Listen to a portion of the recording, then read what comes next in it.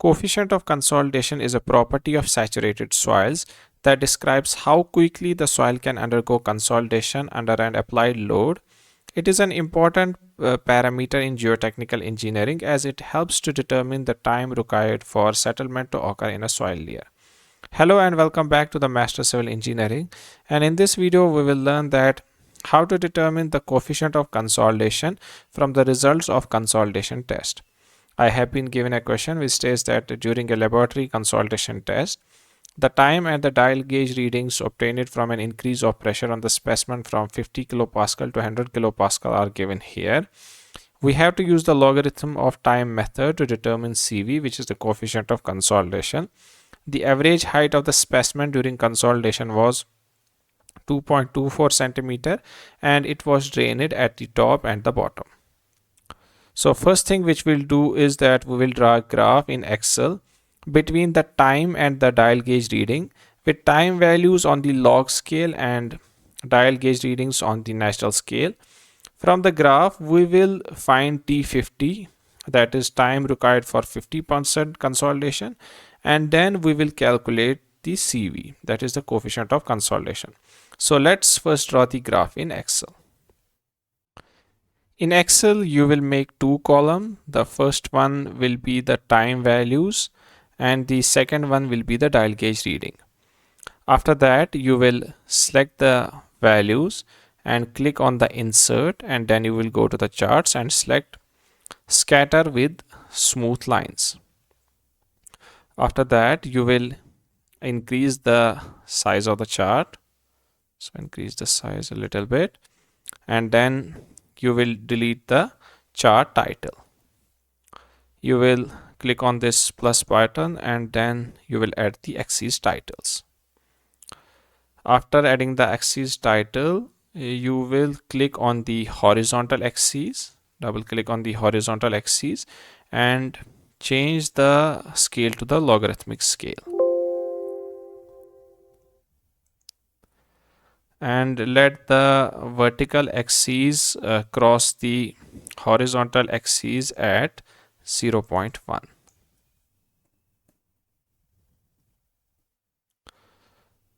After that, you will make the tick marks visible for major type as cross and minor type as inside.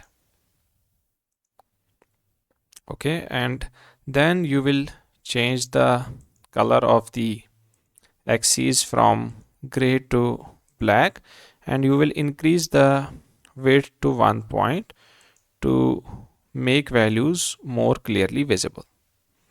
Okay, after that you will select the vertical axis, again change its color from gray to black and change the width to 1 point, and then in the axis option you will click this, that is values in the reverse order, and then you will write the minimum value for this vertical axis as 0.4. Okay, and you will let this horizontal axis cross the vertical axis at 0.56. You will again make the tick marks visible for major type as cross and minor type as inside. Okay, after that you will again select this horizontal axis. Okay, and you will in this label portion select the label position as high. Okay, after that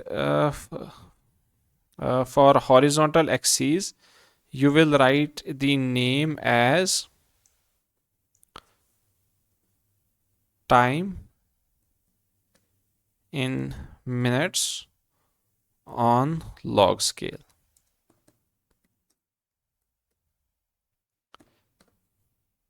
And for the vertical axis you will write the dial gauge readings or dial readings in centimeter.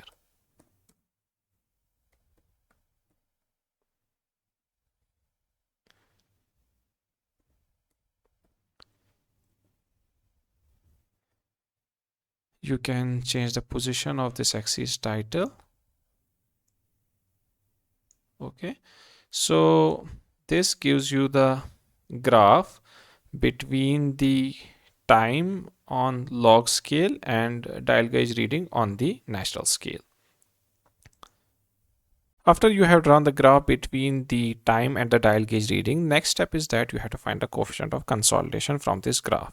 So the steps for finding the coefficient of consolidation are: first step is that you will extend the straight line portion of the primary and secondary consolidation curve to intersect at some point. So if I see the curve, this here is the end of the primary consolidation, and from this point we start the secondary consolidation. So you will extend the straight line portion of both the curves. So extend the straight line portion of the primary consolidation first.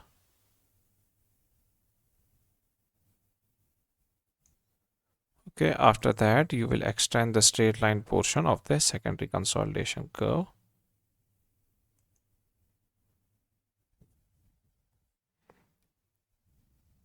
Extend the straight line portion. Okay.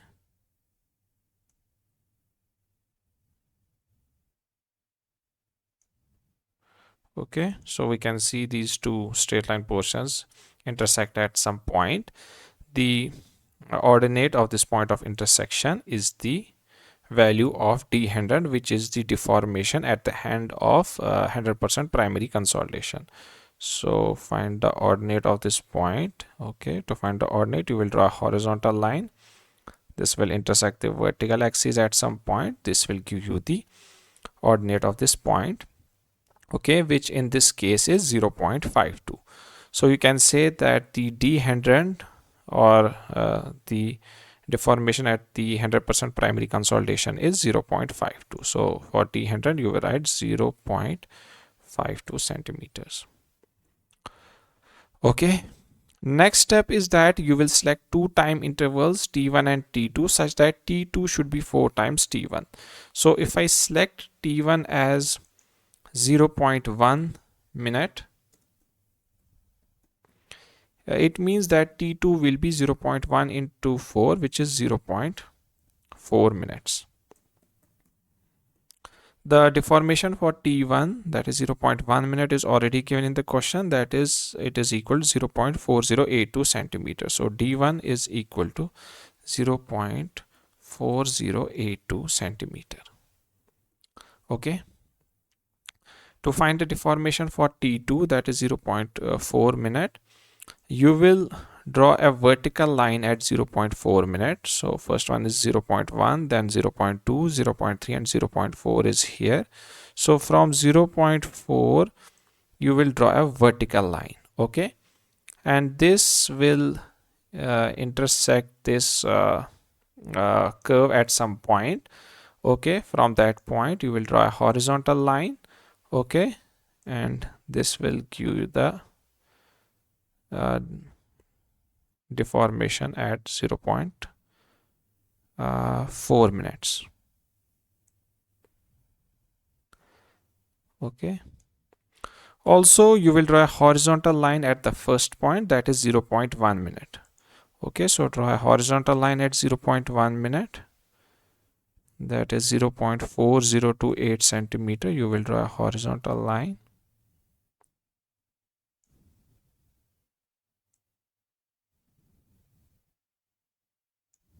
Okay,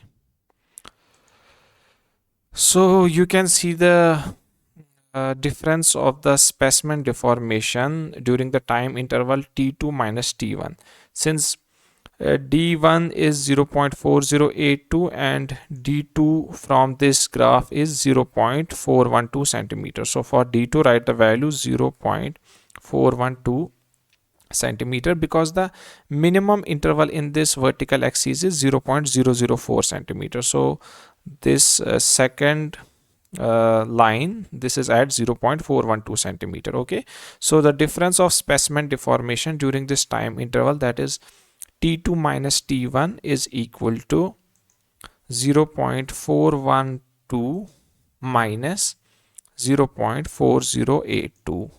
Okay, this is equal to 0.0038 centimeter. Okay, after getting this difference, you will draw a horizontal line from the first point at the same distance, that is d2 minus d1. Okay, so from this first line you will draw a horizontal line at a distance of d2 minus d1, that is 0.0038. so it is here the distance of 0.0038. Okay, so this line will give you the deformation at 0% consolidation. Okay, so the ordinate of this point, okay, which is at a distance of 0.0038 from the first line, will give you the deformation at 0% consolidation. Okay, or you can say d0. Since the first point is 0.4, then second point is 0.4 plus 0.004, and then there is this small interval difference, that is 0.004 minus 0.0038. So the value of d0 is equal to 0.4 plus 0.004 plus difference of 0.004 minus 0.0038. Okay, so the value of d0 is 0.4042. Okay, so the compression that occurs between this d0 and d100 is the primary consolidation, and from d100 onwards this is the secondary consolidation. After locating d0 and d100, d50 is located midway between these 2 points, and this is equal to the mean of this d0 and d100. So d50, this will be equal to mean of d0 and d100. So it will be 0.4042 plus 0.52 divided by 2, which is equal to 0.4621. Okay, so locate this point on the vertical axis, that is 0.4621, which is here. Okay, and from this point you will draw a vertical line. Okay, draw a vertical line from this point. Okay, this will cut the horizontal axis at some point. Okay, the point of intersection of this vertical line with the horizontal line will give you the time corresponding to 50% consolidation, or you can say t50. Okay, so from the graph, the value of t50, this is approximately equal to, we can see first one is that 10 minutes, then it's 20, it's between 10 and 20 minutes, and it is very much close to 20 minutes, so it is approximately equal to 19 minutes. So you can say the value of t50 is 19 minutes. Okay, after getting the value of t50, we can now calculate the value of coefficient of consolidation. If I summarize the concepts of finding the coefficient of consolidation from the results of consolidation test, they are: first, you will draw a graph between time and the dial gauge readings, with time values on the log scale and dial gauge reading on the natural scale. Then you will extend the straight line portion of the primary and secondary consolidation curve to intersect at some point. The ordinate of this point of intersection will give you the value of d100, that is the deformation at the 100% primary consolidation. After that, you will select two time intervals, t1 and t2, such that t2 is 4 times t1. Okay, since the deformation of t1 is known to you, to find the deformation of t2, you will draw a vertical line from t2. This will intersect the curve at some point. The ordinate of that point will give the deformation at t2. Okay, So you will draw a horizontal line from that point. Okay, and from the first point you will also draw a horizontal line. The difference of the specimen deformation during this time interval, that is t2 minus t1, you will find that value, and then you will draw a horizontal line from the first point at a distance of this difference of the specimen deformation during t1 and t2. Okay, so this will give you the value of d0, that is the deformation at the 0% consolidation. Okay, and since when you get the value of d0 and d100, d50 will lie somewhere midway between these two values. Okay, and it will be the average of this d0 and d100.